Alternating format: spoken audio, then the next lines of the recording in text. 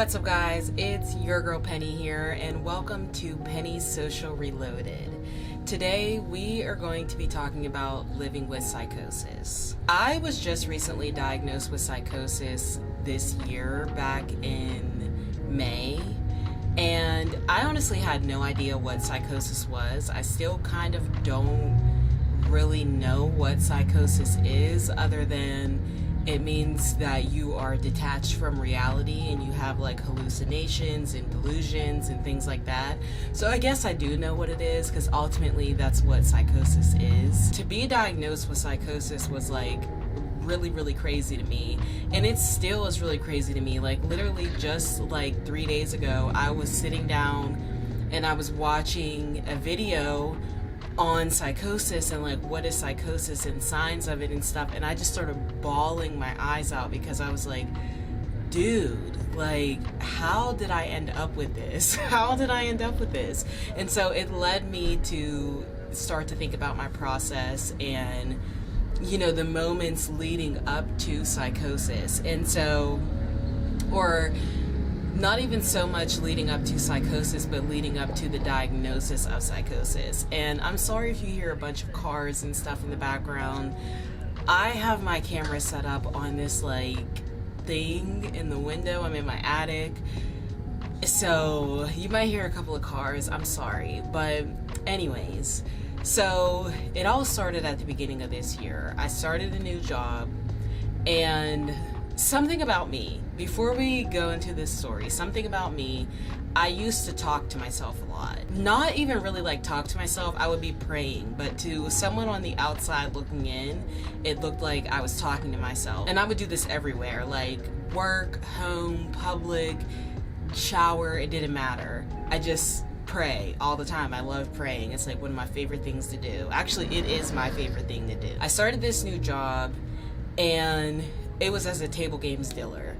I was a dealer before, and for some reason, whenever I started this job, I was like excellent at my job, which caught even me off guard. Okay, so this led for people to become jealous and kind of make me an enemy for literally no reason. So one day I go into work, and one of my supervisors had set up this whole fake scenario where, you know, I would talk to myself, and he had people come in and like shake their head yes and shake their head no, like, you know, so like if I would ask myself questions, like I'm assuming they were reading my lips.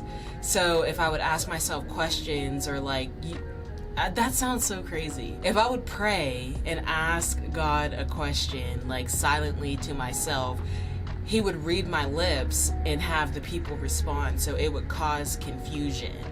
And he set up like this whole fake scene, okay? And I know this sounds crazy, you guys, but I have psychosis, so if you call me crazy, then that's just what it's gonna be, okay? But anyways, I end up asking him, I'm like, are you like mocking me? And he's like, no, why would I be mocking you? And I was like, yes, you are. Because he had started acting like me, like talking to himself and like staring off into space and just doing little stuff like that. And so I asked him again, like a few minutes later, I'm like, are you mocking me? And he's like, no.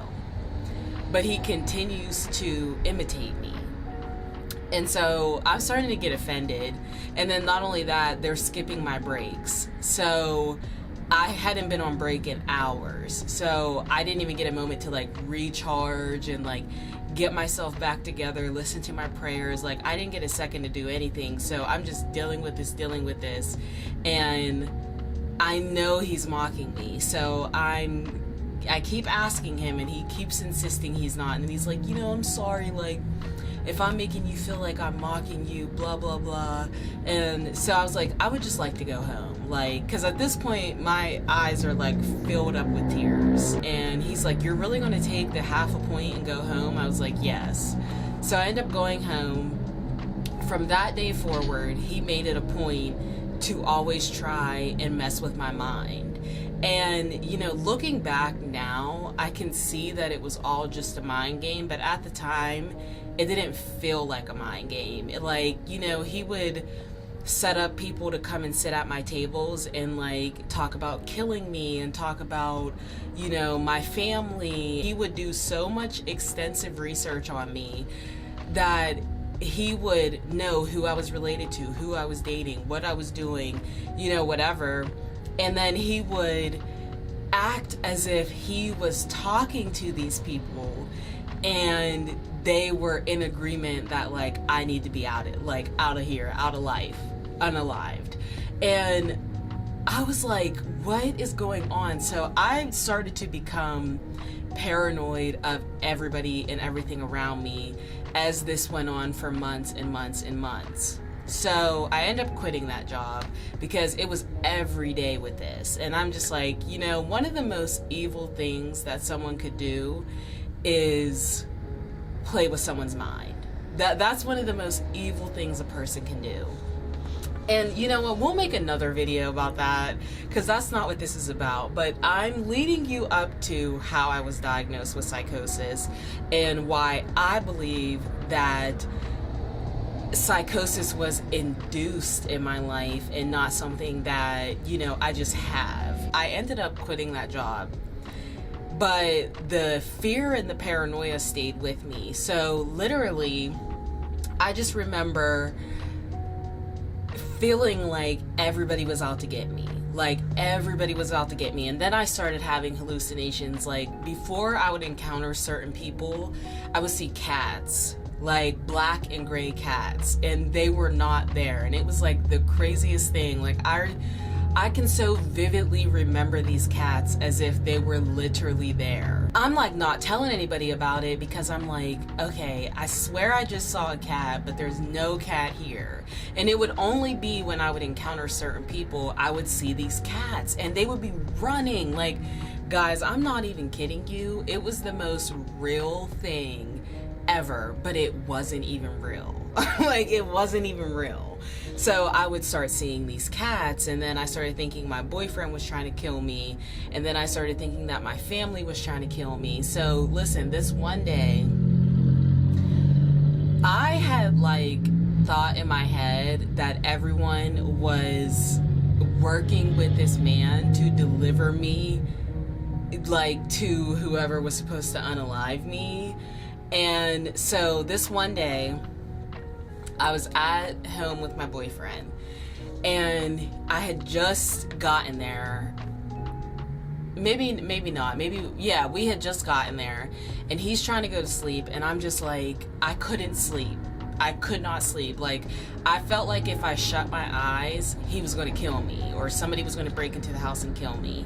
So I'm telling my boyfriend this, and I'm just like, hey, like, listen, I really don't feel safe right now. And he's just not paying me any mind. So at the time, I'm not diagnosed with psychosis. So we don't know why I'm losing my mind like this.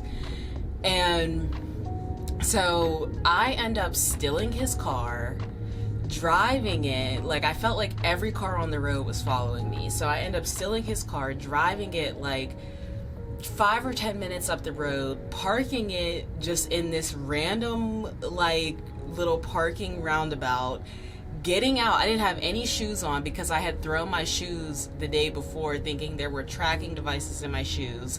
I threw my shoes out the window, so I didn't have any shoes.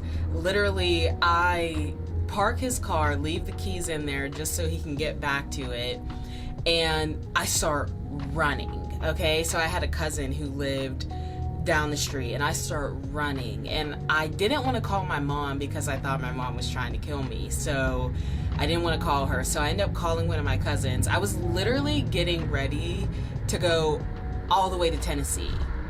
Like, it's that real. Okay, like I had a cousin who lived in Tennessee, and I was getting ready to go to Tennessee just to get away from whatever was going on. So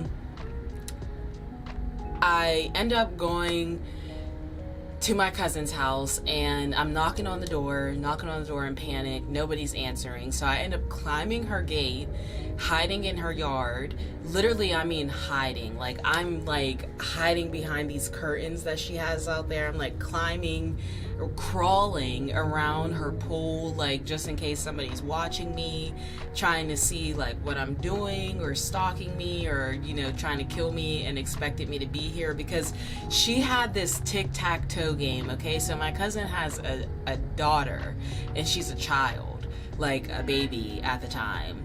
She had this tic-tac-toe game, and it was like, what's your next move? And I was like, oh my gosh, they expected me to come here. Like, in my head, this all was connecting. I was thinking, oh crap, they expected me to come here.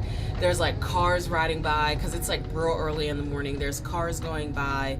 Naturally, people just driving, but I'm thinking, oh my gosh, they found me, they're here to get me, like, what am I going to do? So I'm literally crawling off through her yard, hiding, and finally I jump back over the gate after hiding for hours. I jump back over the gate. I call one of my cousins, the one who's in Tennessee. She calls another one of our cousins to come and get me. So while I'm waiting, I'm literally hiding underneath my cousin's car, like literally hiding underneath it. And I end up seeing like her light in her house come on. So I knock on the door, and I'm like, hey, like, don't tell anybody I'm here. And I'm like very panicked, very like just afraid, okay? Like, I'm terrified. And she's like, what is wrong? Like, are you okay? You're scaring me. I have a kid here. Like, tell me what's going on. And I was just like, please, like, don't tell anybody what's going on. Don't tell anybody I'm here, because I was so convinced everybody was trying to kill me. So my other cousin ends up getting there to pick me up. I literally rode with the seat all the way back, and I used to do that every time I got in the car. I would put the seat all the way back just in case there was somebody like in another car trying to kill me or something like that. So I put the seat all the way back. I end up going to my mom's house, and that was that. And then I had several more episodes like that. So this one time, after that, I was at my mom's house. I was living with my mom, and I'm in my room, and for whatever reason, I was like, okay, today's the day they're going to kill me. Like, today's the day. So I literally am hiding in my closet because I was convinced they were going to kill me. Like, I thought they were going to bring somebody from the casino, let him climb in through my window, and just like, take me out. And guys, I know this sounds crazy, but it felt so real to me. Like, it felt like it was my actual reality. So I'm like, okay, today's the day they're going to kill me. I have to hide. So I hid in my closet like this for probably about 2 hours. And my mom's looking for me. She can't find me. So then I end up laying down in the closet, with my face like facing the walls, just so nobody could shoot me like in the head, and like in the front of my head. They would have to get the back. I don't know, guys. I don't know. And so my mom ends up coming in, and she's like, "What are you doing?" And I was just like crying and like not really saying anything.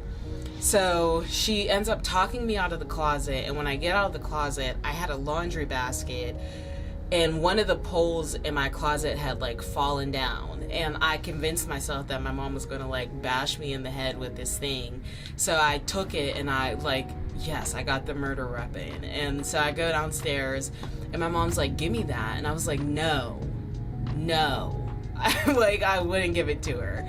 So right after that, I end up getting dressed, going outside, don't know where I was going. So I start walking towards the other side of town. I get scared, I turn around. So for whatever reason, I'm thinking that I'm getting these secret signals, and I go into this random house that ended up being a house for like mental patients. And I was like, okay, like, I gotta leave. So I walk out, and my mom had friends over. There might have been some kind of game or something on, but my mom and her boyfriend had friends over, and one of their car doors was unlocked. So I literally unlocked it, got in, and laid in there. And so he ends up coming out, and he's like, oh no. He's like, Kizzy. That's my mom's name. He's like, Kizzy. And he's like screaming her name. And like I said, I thought my mom was trying to kill me. So I get out the car and I just run. Like, literally run. And I call my boyfriend. I'm like, please, you have to come get me. Like, I'm terrified. I feel like I'm being killed right now. Like, or getting ready to be killed right now. Blah, blah, blah. He comes to get me. I don't talk to anybody for like 3 days. And then I started thinking he was trying to kill me again. So I end up coming back home, and like I have all this shame and this embarrassment because I was just in this guy's car. I don't really know like what was really going on, what was really happening, why was I really feeling like that. You know, I don't know. So I just feel like shameful and embarrassed the whole time. I'm just gonna open up this window because it's getting a little dark. Okay. So then my mom and my sister started trying to get me to go to the psych unit. And I was like, no, like, why would you try to send me to the psych unit? Like, this is crazy. So I was with my sister this one day, and she had her book bag on her lap while she was driving. And I was like, oh my goodness, she's gonna shoot me. Like, there's a gun inside of that bag. Like, she's gonna shoot me. And for whatever reason, I had in my head that as soon as I took a sip of my drink, she was going to pull the trigger. So I asked her, I said, can you put your book bag in the back seat? I'll put mine in the back seat, you put yours in the back seat. And she's like, no. And I was just like, oh my goodness, like she's like committed to taking me out. Like she's committed to this. So I was like, all right, well, what am I going to do? So she had, I want to say she had Coca-Cola in her back seat, and I was so thirsty, so dehydrated. My lips were so chapped. I looked like I had been smoking crack because, like I said, I thought as soon as I took a sip of the drink, I was, you know, that was it. It was a wrap for me. So I go and reach for the drink, and at the same time, she goes to grab something out of her book bag. And so I just don't even open the drink. Like, I can't touch it. Like, I can't touch this drink. So we end up pulling up to the hospital. She's trying to convince me to go in. And I'm like, no. Like, I'm literally bawling my eyes out and, like, thinking that if I get out of the car and walk into the hospital, she's going to shoot me, like right in the hospital parking lot.